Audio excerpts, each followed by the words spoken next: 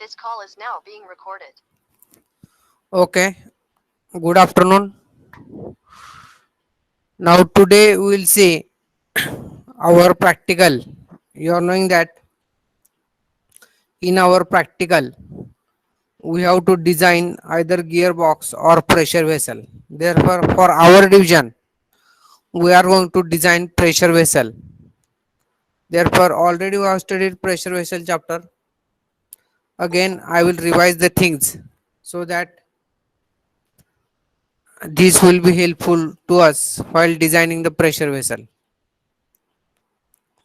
I will give you small project and we will solve that project during practical hours only. Therefore, again we will see the some theory related to pressure vessels. Therefore, this is to the left side of this slide. This is horizontal pressure vessel. It is mounted on these two saddle supports. These supports are there. This support is known as saddle support.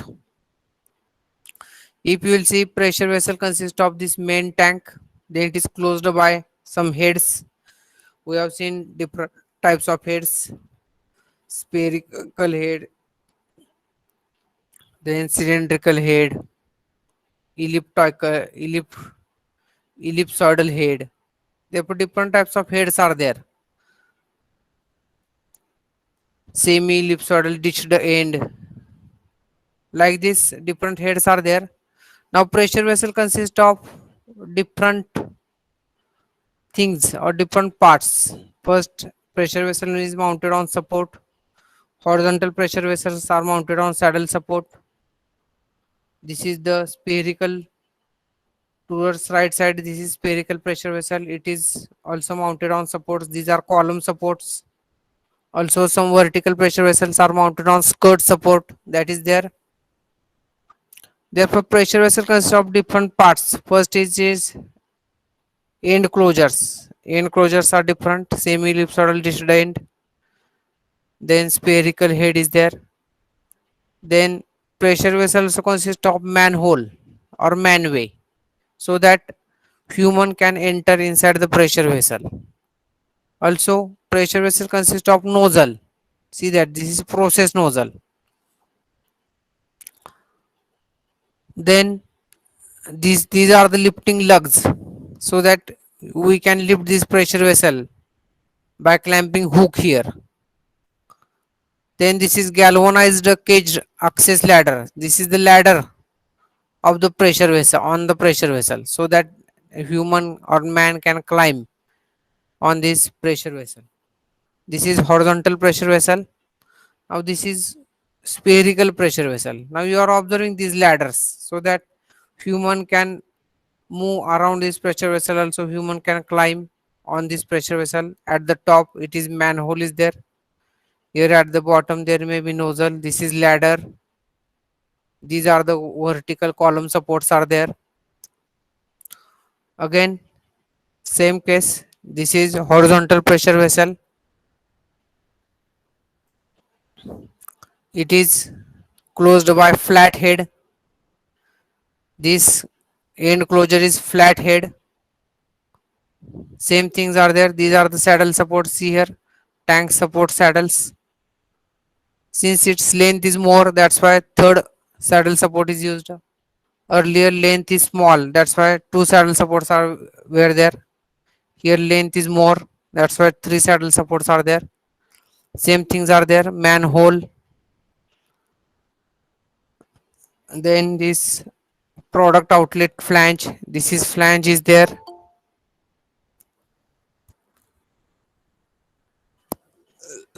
Now next, another pressure vessel it is shown in figure. See that this is the support or foundation. This is the shell manway with davit arm. This is the arm. This is level switch pad. Again, indicator board contains gauge. This is this gauge may be used to measure the pressure inside the tank. These are the roof plates. These are the kicking flats.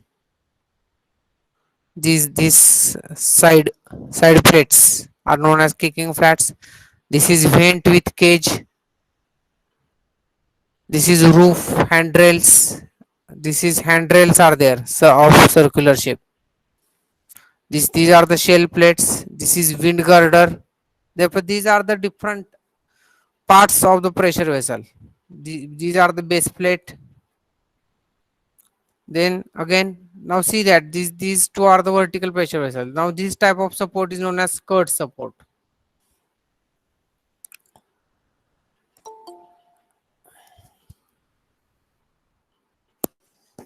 Again, you see here, this is top stiffening ring. This is conical head is there. We have seen the conical head also. This is conical head or conical base. This is dished end at the bottom. Some nozzle type of arrangement is there. See that this is shallow dished top. These two are the vertical pressure vessels. This is manway. This is manway. Flanges, sockets, or pads as selected. Again, you see this is also another pressure vessel. This is inner tank shell. This is shell manway, David arm. This is outer tank shell. This is nozzle, vent box for cowl. This is safety hand railing. This is roof manway, caged access ladder, process gauge flanges, double thickness base plate, outlet drain and process flanges. Now definition. What is meant by pressure vessel? Vessels, tanks and pipelines that carry, store or receive fluids are called pressure vessels. A pressure vessel is defined as a container with a pressure differential between inside and outside. The inside pressure is usually higher than the outside except for some isolated situations. Therefore, in our day-to-day life, we are observing these pressure vessels.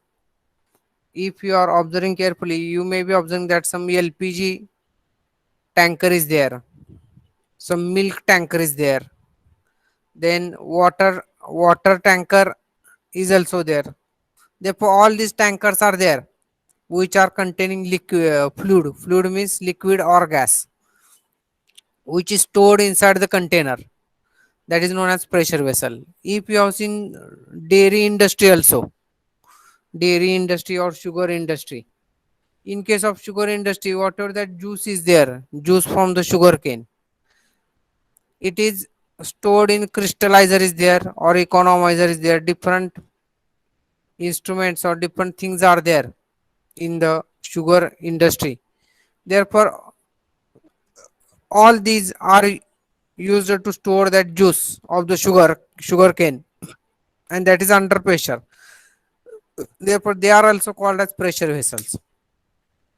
Also in dairy industry, if you have visited dairy industry, that milk is stored in a large container.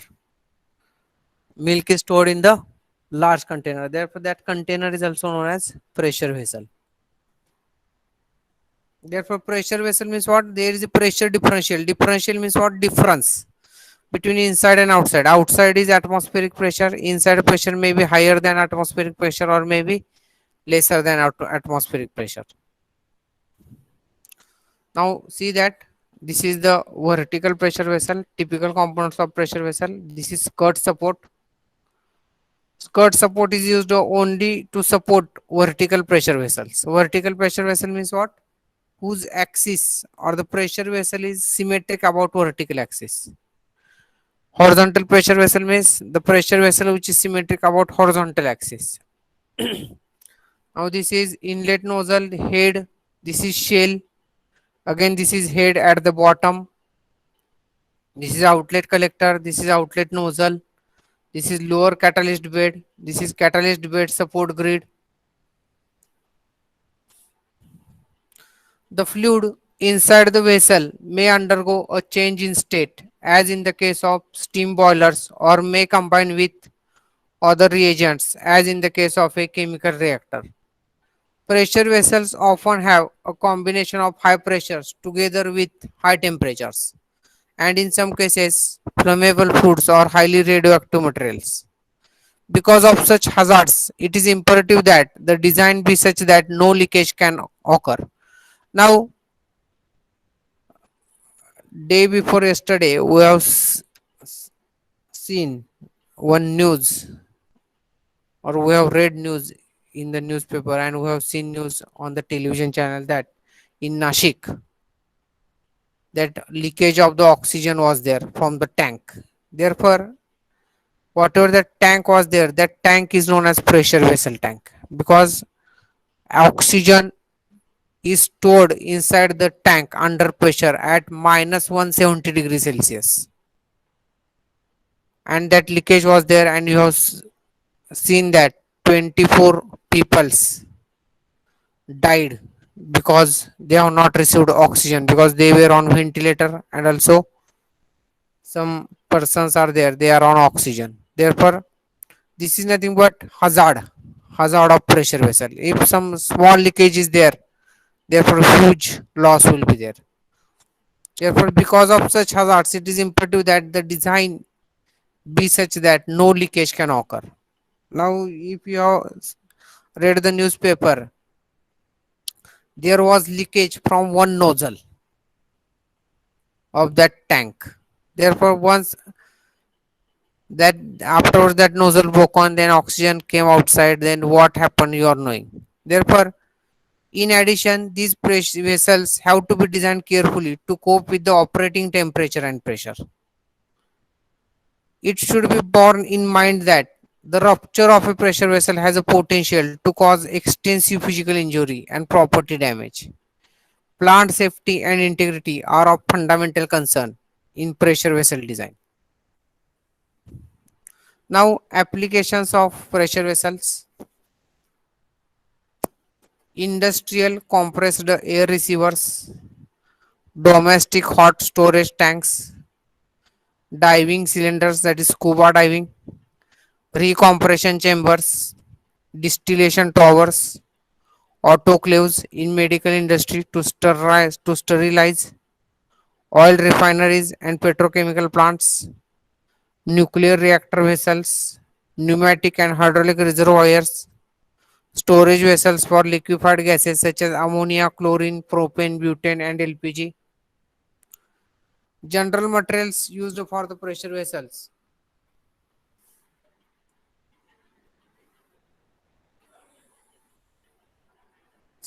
steels, non-ferrous materials such as aluminum and copper, metals such as titanium and zirconium, non-metallic materials such as plastic, composites, and concrete, metallic and non-metallic protective coatings.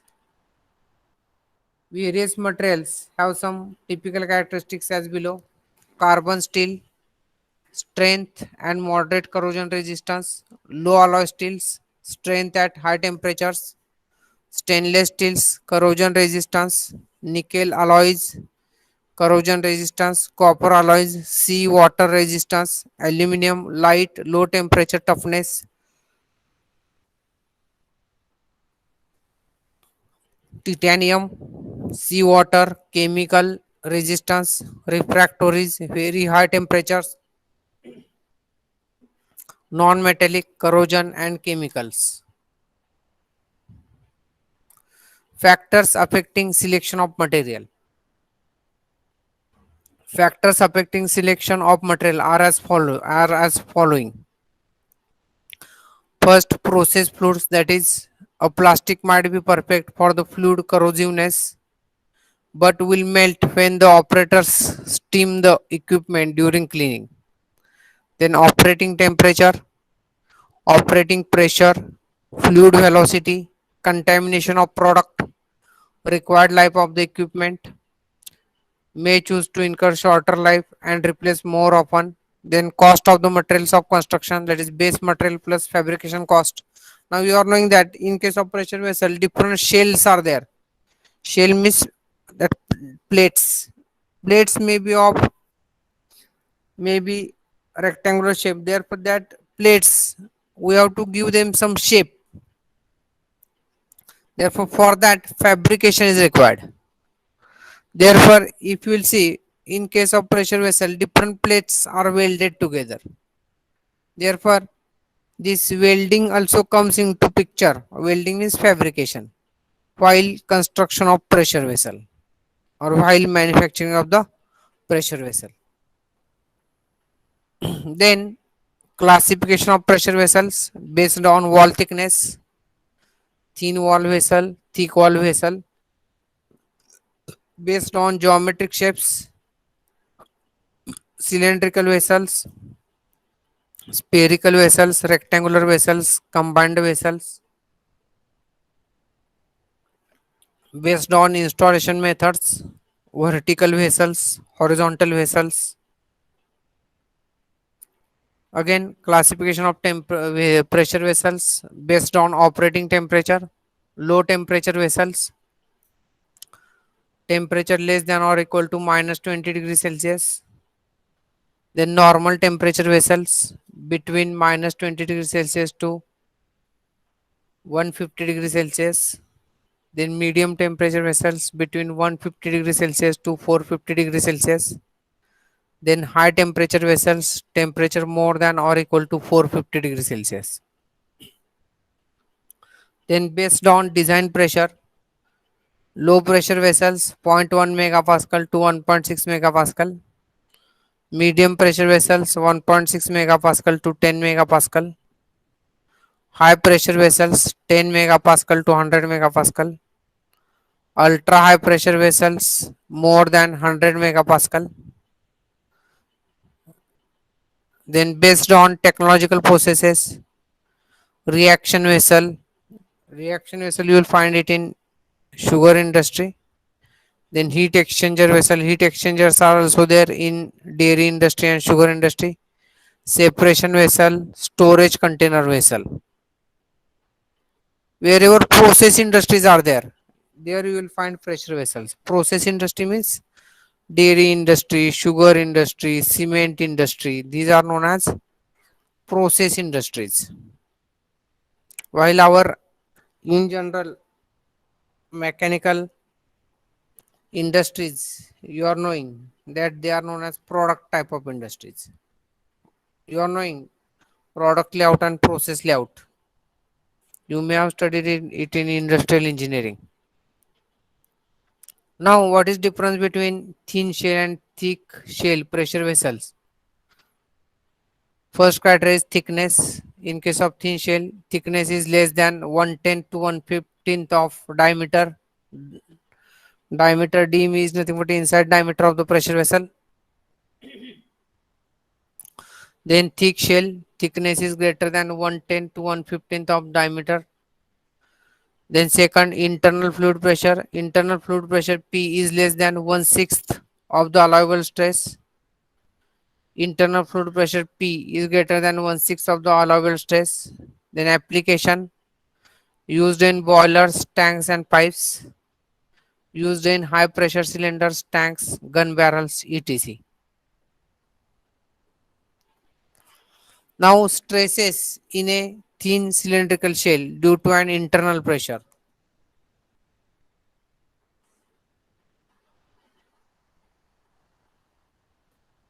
The analysis of stresses induced in a thin cylindrical shell are made on the following assumptions. The effect of curvature of the cylinder wall is neglected. The tensile stresses are uniformly distributed over the section of the walls. The effect of the restraining action of the heads at the end of the pressure vessel is neglected. When a thin cylindrical shell is subjected to an internal pressure, it is likely to fail in the following two ways. First, it may fail along the longitudinal section, that is circumferentially splitting the cylinder into two troughs. Second, it may fail across the transverse section, that is longitudinally splitting the cylinder into two cylindrical shells. Thus, the wall of a cylindrical shell subjected to an internal pressure has to withstand tensile stresses of the following two types. First is circumferential or hoof stress, and second longitudinal stress.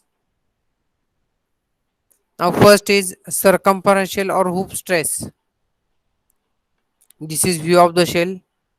This is L means length, D is nothing but inside diameter, P is nothing but pressure, T is nothing but thickness, cross section of the shell.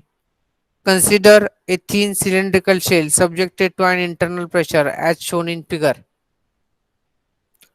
Tensile stress acting in a direction tangential to the circumference is called circumferential or hoop stress. In other words, it is a tensile stress on longitudinal section or the or on the cylindrical walls. Let P is equal to intensity of internal pressure, D is equal to internal diameter of the cylindrical shell, L is equal to length of the cylindrical shell, T is equal to thickness of the cylindrical shell, and sigma T1 is equal to circumferential or hoop stress for the material of the cylindrical shell. We know that the total force acting on longitudinal section, that is along the diameter x of the shell, is equal to intensity of pressure into projected area, which is equal to P into D into L, equation 1. Also, the total resisting force acting on the cylinder walls for two sections is equal to sigma T1 into 2TL, equation 2. Equating equations 1 and 2, we have PDL is equal to sigma T1 into 2T into L. LL will get cancelled, therefore sigma T1 is equal to PD upon 2T. This is nothing but circumferential stress or hoop stress. Now longitudinal stress. This is view of the shell. Now if you will observe carefully, because of circumferential or hoop stress which is acting longitudinally, therefore failure of the pressure vessel takes place along the horizontal axis. Failure of the pressure vessel takes place along the horizontal axis. And in case of this longitudinal stress, failure of the pressure vessel takes place along the vertical axis. Failure of the pressure vessel takes place along the vertical axis because this stress is acting along the vertical axis. If you will see here, pressure P or stress. Consider a closed thin cylindrical shell subjected to an internal pressure as shown in the above figure. Tensile stress acting in the direction of the axis is called longitudinal stress. Longitudinal stress means horizontal stress. You see that this acting horizontally. In other words, it is tensile stress acting on the transverse or circumferential section YY or on the ends of the vessel. It is acting along vertical axis or transverse axis. Therefore, let sigma T2 is equal to longitudinal stress. In this case, the total force acting on the transverse section, that is along YY, is equal to intensity of pressure into cross sectional area, which is equal to P into pi by 4d square, equation 1. Also, total resisting force is equal to sigma T2 into pi dt, equation 2. Therefore, equating equations 1 and 2, we have P into pi by 4d square into sigma T2 into pi dt. Therefore, pi will get cancelled. D and D will also get cancelled. Therefore, remaining thing will be sigma T2 is equal to PD upon 4T. Therefore, this is nothing but longitudinal stress, formula of the longitudinal stress. Then thin spherical shells subjected to an internal pressure. This is the spherical shell. It is subjected to an internal pressure. This is thickness T. Consider a thin spherical shell subjected to an internal pressure as shown in figure. Let V is equal to storage capacity of the shell. P is equal to intensity of internal pressure. D is equal to diameter of the shell. Small t is equal to thickness of the shell. Sigma T is equal to permissible tensile stress for the shell material. Therefore, in designing thin spherical shells, we have to determine the diameter of the shell and the thickness of the shell. We know that the storage capacity of the shell V is equal to 4 by 3 pi r cube. Therefore, V is equal to 4 by 3 pi into D divided by 2 bracket cube. Therefore, V is equal to pi by 6 D cube. Therefore, D is equal to 6V divided by pi raised to 1 by 3. As a result of the internal pressure, the shell is likely to rupture along the center of the sphere. Shell is likely to rupture along the center of the sphere. Therefore, force tending to rupture the shell along the center of the sphere or bursting force is equal to pressure into area, which is equal to P into pi by 4 d square. Also, resisting force of the shell is equal to stress into resisting area, which is equal to sigma t into pi dt. Therefore, equating equations 1 and 2, we are getting P into pi by 4 d square is equal to sigma t2 into pi dt. Therefore, sigma t2 is equal to P d upon 4t.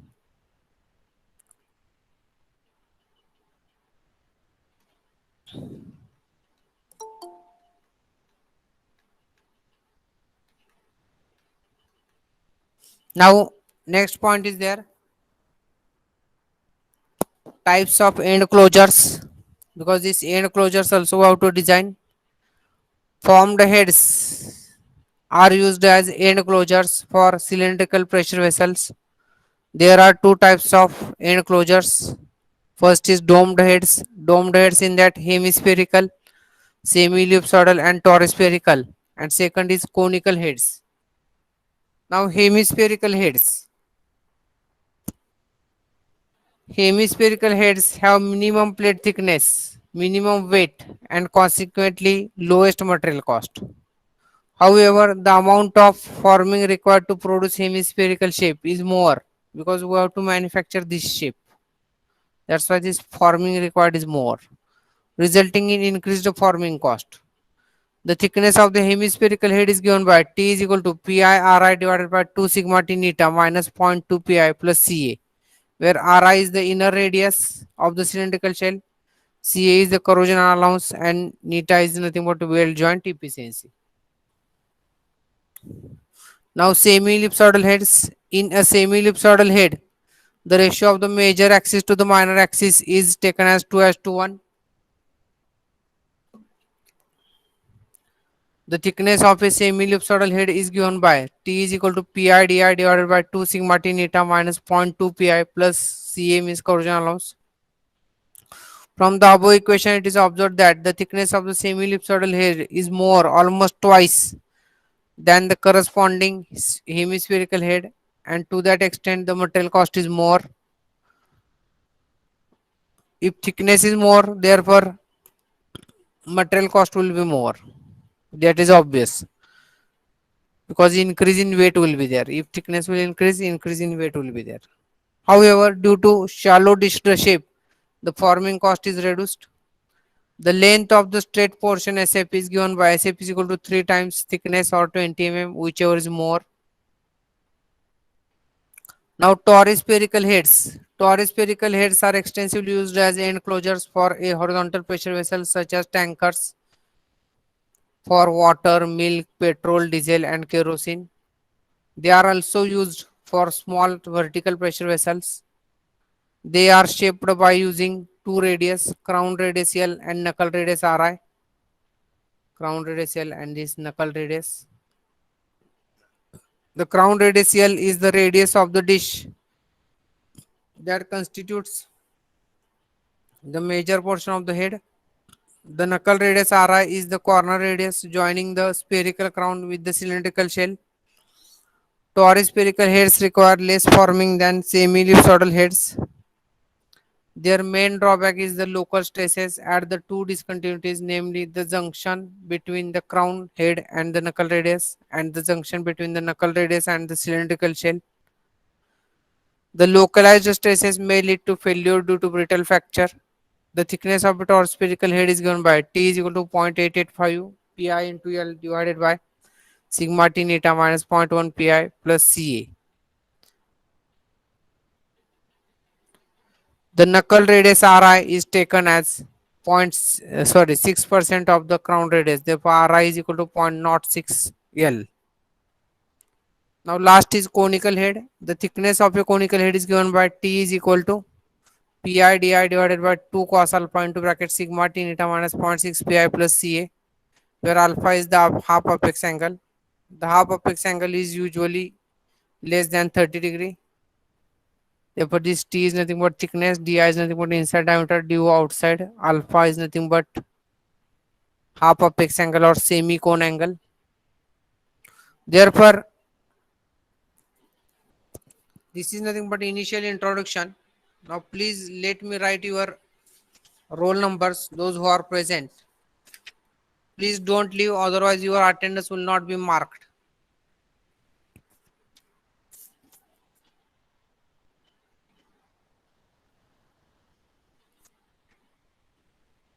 Two, four, five. 2, 4, 5,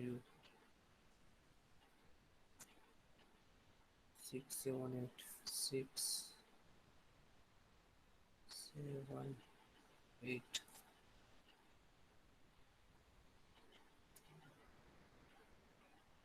11, 15, 15, 16, 17, 18. 15, 16, 17, 18. 2, 3, 5. 2, 3, 5. 4, 5, 8. 4, 5, 8. 2, 3, 4, 5, 7. 2, 3, 4, 5, 7. 50. Then 1, 5, 7, 8. 1, 5, 7, 8. 62 and 73. 62, 73. Okay, today we'll stop here. Again, in next practical, we'll see some theory, and afterwards we'll solve the project, or we will see the project. Thank you very much. We'll stop here.